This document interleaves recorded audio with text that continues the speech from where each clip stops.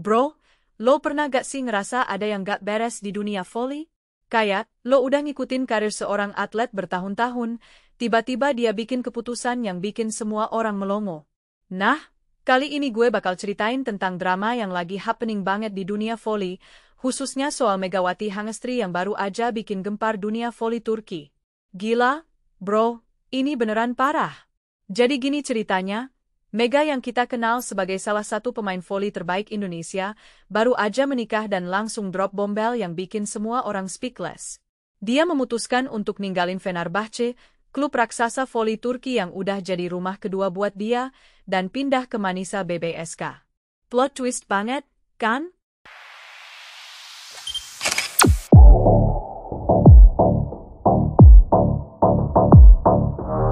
Sebelum gue lanjutin cerita yang bikin gue sendiri gak percaya ini, gue mohon banget bro, bantu like video ini, subscribe channel 3 menit, dan jangan lupa drop komen kalian di bawah. Kalian pasti punya pendapat soal drama yang satu ini, dan gue pengen banget baca semua perspektif kalian. Trust me, kalian bakal butuh diskusi setelah denger cerita lengkapnya. Oke bro, let me start from the beginning. Jadi kemarin, dunia voli Indonesia dan Turki dikaget-kagetin sama pengumuman resmi bahwa Megawati Hangestri officially join Manisa BBSK. Gue tahu ini kedengeran biasa aja, tapi coba bayangin, ini kayak Messi tiba-tiba ninggalin Barcelona buat main di klub kecil di Spanyol. Gila banget, kan? Yang bikin lebih dramatis lagi, timingnya bro. Mega baru aja menikah, dan dalam hitungan minggu, dia udah announce pindah klub.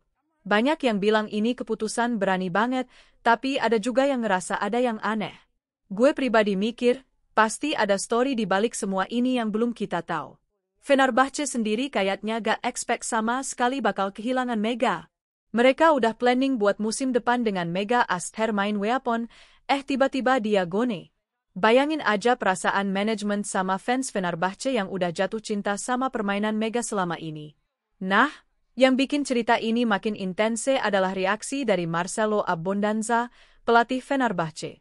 Bro, gue jarang lihat pelatih seemosional ini pas ngomong soal kehilangan pemain.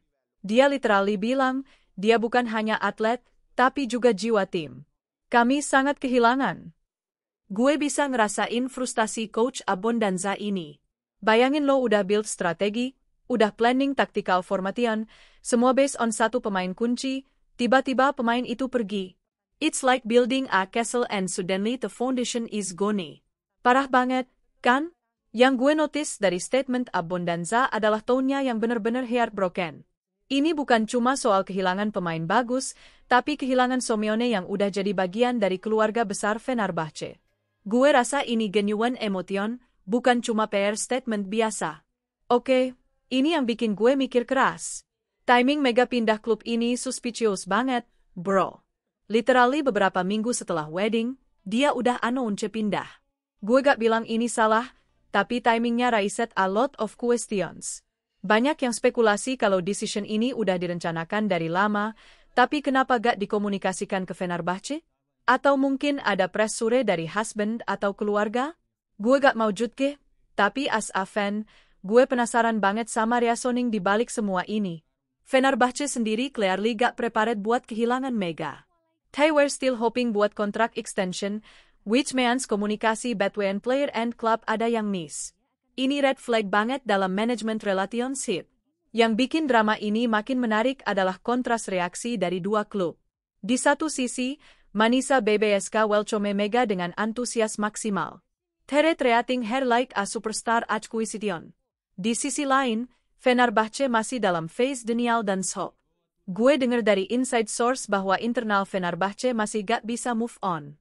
Salah satu staff yang gak mau disebutin namanya bilang, kami tak menyangka dia akan memilih klub lain di Turki. This shows how unexpected his move was.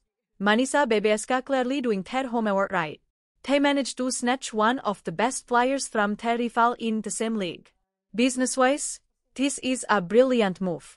But ethically, well, that's up for debate. Nah, ini dia yang bikin gue rasa ada yang DPR dari survei story. Coach Abbondanza dalam press conference ngaku kalau ada masalah komunikasi antara klub dan Mega. He said, mungkin kami terlalu yakin dia akan bertahan. Kami seharusnya lebih terbuka tentang masa depannya. Bro, this is who. Ini admission of guilt dari manajemen Fenerbahce. They top Mega for granted.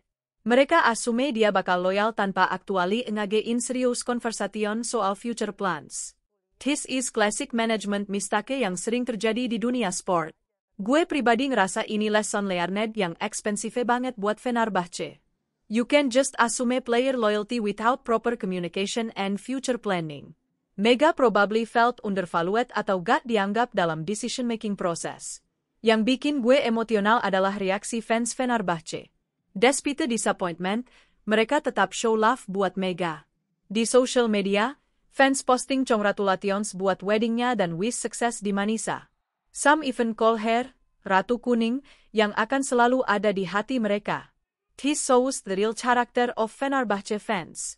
Tere klasi in deveat dan gak ngejudge Mega's personal decision. Gue respect banget sama mature response ini.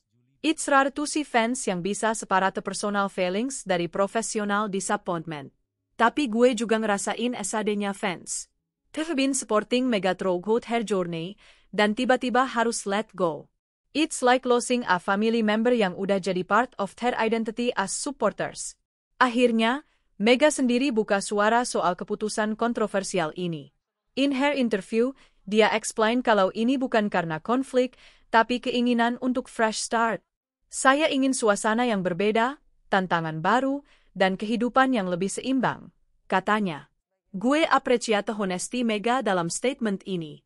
She is not throwing Anyone under the bus, tapi clearly communicate her motivation. The desire for work-life balance especially setelah married adalah something yang understandable. Tapi pertanyaan gue adalah, kenapa gak communicated his earlier dengan Fenerbahce? Might they could work out something yang beneficial untuk both parties. Communication is key in any relationship, termasuk player-club relationship. Coach Abondanza closed his chapter dengan statement yang classy banget. Despite his disappointment, dia tetap show respect untuk Mega's decision. Saya kecewa, tapi saya hormati pilihannya. Dia punya hak atas masa depan dan hidupnya. Dia sudah memberi banyak untuk klub ini.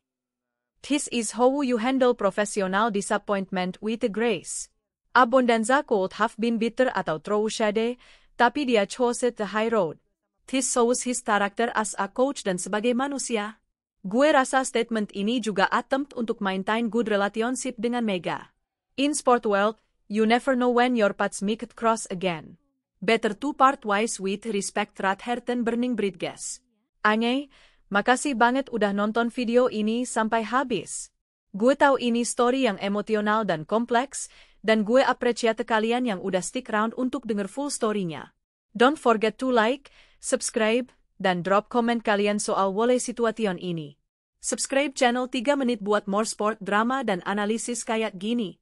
Gue bakal terus update kalian dengan latest development di dunia sport, especially yang related to Indonesian athletes di international stage. Thanks for watching, bro. See you in the next video where we do a dive into more exciting sports stories yang definitely gonna blow your mind.